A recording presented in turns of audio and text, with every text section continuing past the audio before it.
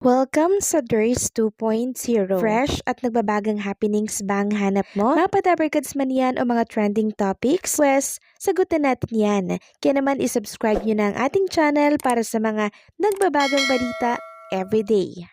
So ayun, welcome back again sa ating YouTube channel mga Kadabarkads. And for today's video, ang pag-uusapan natin ay tungkol sa mga importanteng ganap sa loob at sa labas ng Eat Bulaga. At unahin nating pag-usapan ang continuation birthday ni Boss Joey De Leon, kasama nga po ang kanyang mga mahal sa buhay.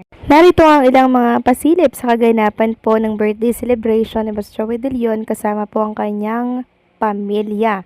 At sabi nga po ni Jaco De Leon bilang birthday greetings kay Joey to generations of Filipino, he is known as alias Batman, Tarzan, Elvis Presto, Joey Escalera, Long Ranger, Mr. Waumali, and Master Henyo, among others, but to us, he is simply Dad or Dada for the grandkids. Proud of you always. Happiest birthday, Da. We love you. So, ang dami pong tawag at bansa kay Boss Joey De Leon, pero para po sa lahat mga Kadabarkads, siya ay isang responsableng ama para po sa kanyang mga anak. At syempre, may mensahe din po si Ariel Villasanta. Sabi niya po dito mga Kadabarkads, birthday celebration of JDL, may the Lord guide you on every step of your journey. In the years to come, happy birthday, Joey. At isa rin po si Ariel Villasanta sa present sa birthday celebration ni Boss Joey De Leon kahapon. Samantalang pag-usapan naman natin ang tungkol dito sa naging guesting po ni Atasha Mulak sa Good Morning Kapatid. At napanood nga natin kanina na sobrang aga po ni Atasha Mulak doon.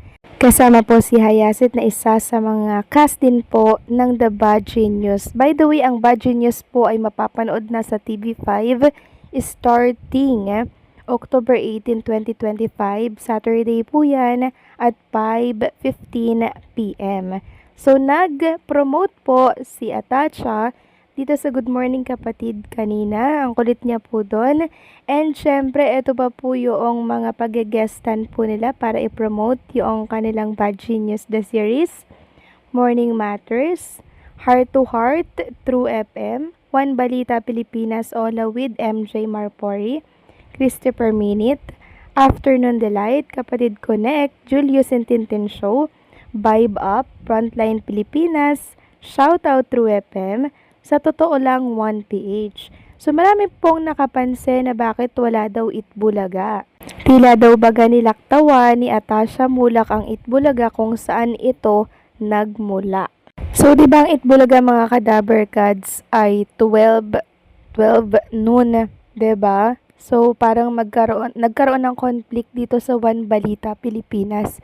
Pero kahit na ganun, di ba mga Kadabarkads, pwede naman pong sumingit itong si Atasha Mulak sa Itbulaga, since live naman po ang Itbulaga ngayong araw ng Miyerkules. Pwede niya sanang gawin yon mga Kadabarkads, diba? Pagkatapos po ng One Balita Pilipinas Ola with MJ Marfori, diba? Siguro nagkakaroon po ng conflict talaga or baka late nang matapos, tapos yung Itbulaga tapos na din ng time na yun. Pero sana maisingit si Atasha Mulak since doon naman talaga siya galing sa programa po ng Itbulaga para walang say ang ilang mga Dabarkads natin na talaga naman pong nakakamiss kay Atasha Mulak. Samantalang next topic naman tayo, usapan po na clones naman tayo. Sina Elvis Presley or Jerome Ibardome, Matt Morrow, Pavarotti, and syempre, eto pong si Franz Joseph Binkoy.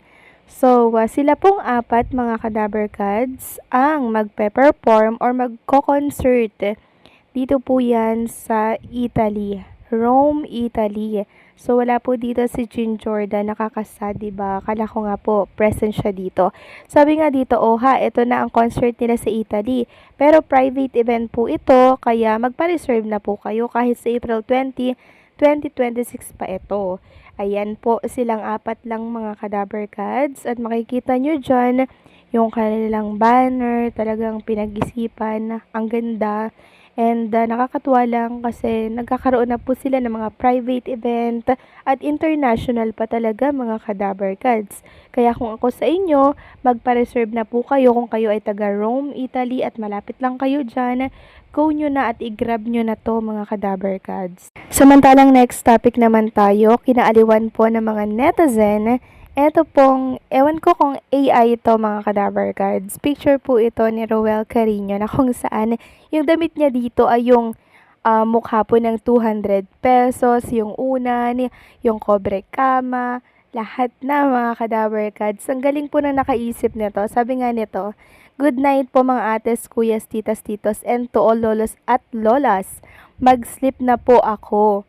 May school pa bukas. See you on Thursday and Saturday sa 8 Bulaga TVJ.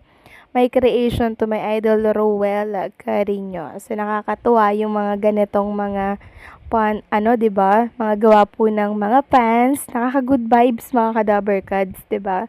Kasi nagmumukhang totoo kahit na ito'y AI lang. Samantalang next topic naman tayo, pag-usapan natin mga Kadabar Cards, ang tungkol dito kay Jane Jordan Abina na kung saan ay magsasampa siguro siya ng kaso dahil sa pangpaparatang po sa kanya na siya daw ay scammer ng isang netizen.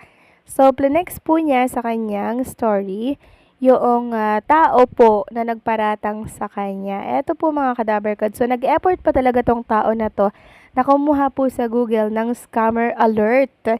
Tapos, isinend po doon sa comment section ng mga post ni JRM Asto ata, mga Kadabar Cards. Sabi dito, careful kayo kay JRM Asto. Manggaganso yan. Daming niloko ng mga magjowang yan. Lahat gagamitin para lang sa pera. Tapos tatakbuhan kayo. Grabe yung paratang niya, 'di ba? Kaya tama lang mga Kadabar Cards na ikonsulta or makipag-ugnayan na po sa legal itong ginawa po kay Jane Jordan and syempre kay JRM Asto kasi ito po ay cyber libel na malinaw at pwede pong makasuhan kung sino man po ang nasa likod ng account na yan. Wala siyang karapatan na paratangan po si Jane Jordan or si JRM Asto mga Kadabar Cards. Lalo na kung wala siyang pruwebang maipapakita, talong-talo siya dito mga Kadabar Cards, 'di ba? So inggit lang po siguro yung mga bashers na yan. Kaya po talagang sinisiraan nila yung mga clones. 'Di ba? Hindi na lang sila maging masaya sa success ng iba. Huwag tayong ganyan. Dahil masama po 'yan. Ang dami na ngang nangyayari sa mundo natin dito, 'di ba? Tapos may mga ganito pa. So naku, magbago-bago na po kasi hindi natin alam kung kailan matatapos ang mundong to. Kaya habang nabubuhay sana dito sa lupa, maging masaya, 'di ba? And syempre, maging mabuti. Kasi hindi natin alam kung kailan darating ang Panginoong Diyos. So paano mga Kadabar Cards, hanggang dito na lamang po ang update natin. Maraming salamat po sa patuloy na pagsuporta.